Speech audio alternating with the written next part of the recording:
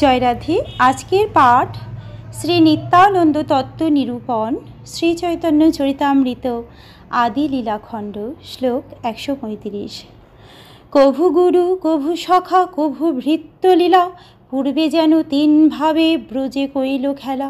কখনো গুরুরূপে, কখনো সখারূপে এবং কখনো ভৃত্যরূপে তিনি শ্রীচৈতন্য মহাপ্রভুর সেবা করেন। ঠিক যেভাবে বলরাম পূর্বে ব্রজে এই তিনভাবে শ্রীকৃষ্ণের সঙ্গে লীলা খেলা করেছিলেন। বৃষ হইয়া কৃষ্ণ শনে মাথামাথি রণ, কভু কৃষ্ণ করে তাঁর পাদ সম্বাহন। বৃষ হয়ে কখনো শ্রী বলরাম মাথা দিয়ে শ্রীকৃষ্ণের সঙ্গে লড়াই করেন, কখনো শ্রীকৃষ্ণ বলরামের পাদ সম্বাহন করেন। আপনাকে ভৃত্য করি কৃষ্ণে প্রভু জানে, কৃষ্ণের কলার কলা আপনাকে মানে। তিনি নিজেকে ভৃত্য বলে মনে করেন এবং শ্রীকৃষ্ণকে প্রভু বলে জানেন। এভাবেই তিনি নিজেকে শ্রীকৃষ্ণের কলার কলা বলে মনে করেন।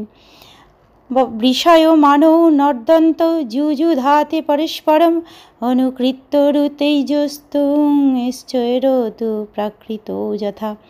সাধারণ বালকদের মতো তাঁরা দুই ভাই বৃষের মতো গর্জন করতে করতে পরস্পরের সঙ্গে যুদ্ধ করতেন এবং কখনো তাঁরা বিভিন্ন পশুদের ডাকের অনুকরণ করতেন।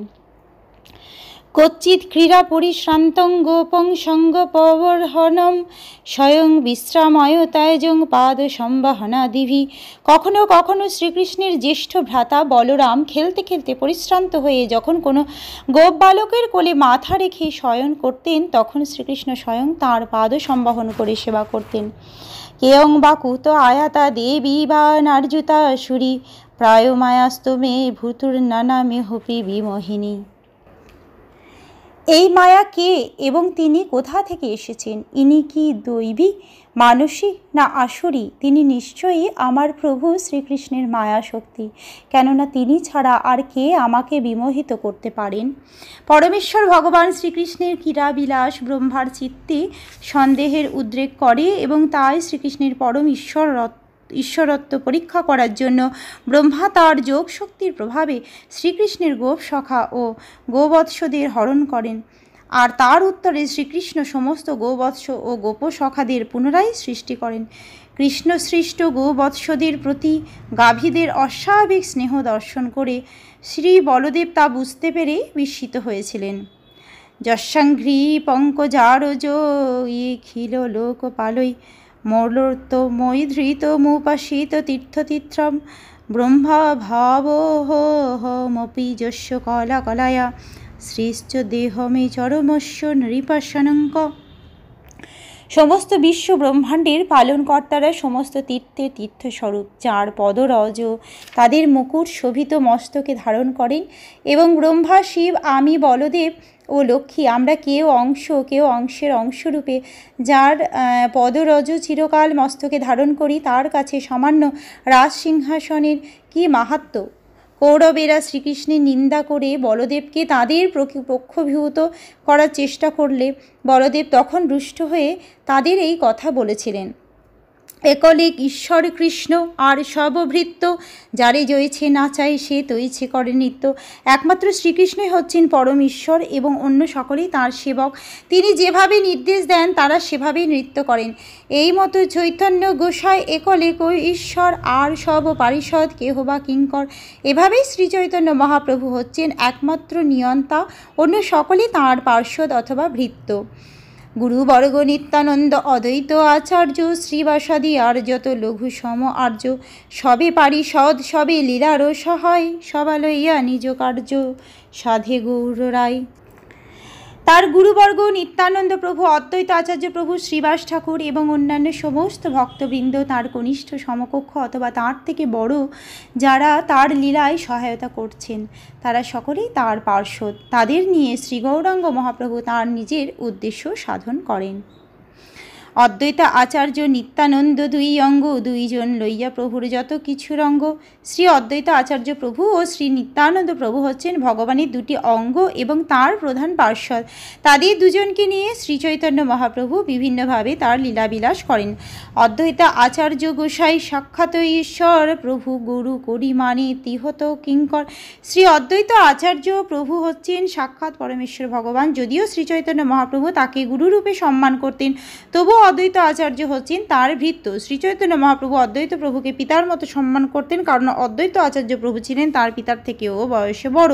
তবুও অদ্বৈত আচার্য প্রভু সবসময় নিজেকে শ্রীচৈতন্য মহাপ্রভুর দাস বলে অভিমান করতেন। অদ্বৈত আচার্য প্রভু এবং শ্রীচৈতন্য মহাপ্রভুর দীক্ষা গুরু ঈশ্বরপুরী দুজনেই ছিলেন শ্রীপাদ মাধবেন্দ্র পুরীর শিষ্য। মাধবেন্দ্র পুরী ছিলেন নিত্যানন্দ প্রভুরও গুরু।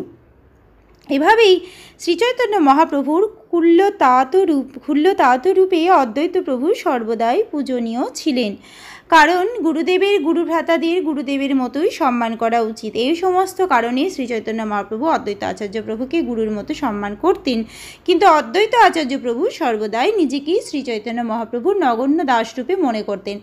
আচার্য গোসাইয়ের তত্ত্ব না যাই ও কথন, কৃষ্ণ অবতরী যেহ তারি লভুবন। অদ্বৈত আচার্য প্রভুর তত্ত্ব ভাষায় বর্ণনা করা যায় না। তিনি শ্রীকৃষ্ণকে অবতরণ করিয়ে সমস্ত জগৎ উদ্ধার করেছেন।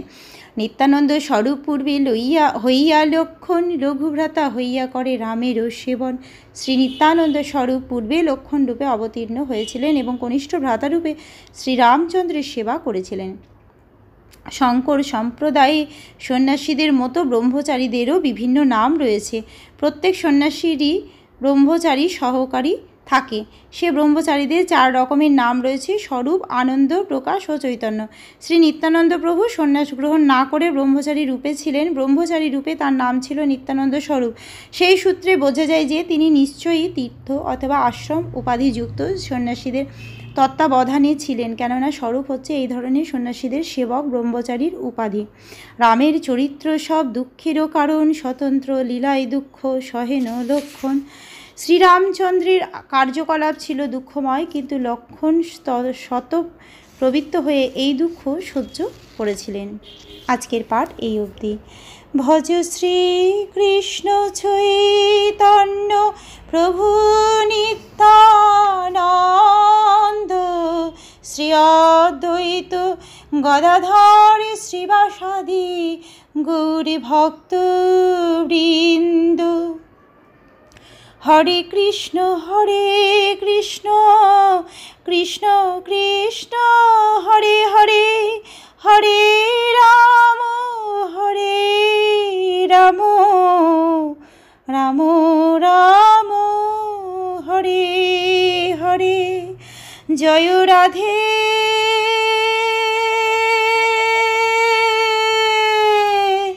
জয় রাধে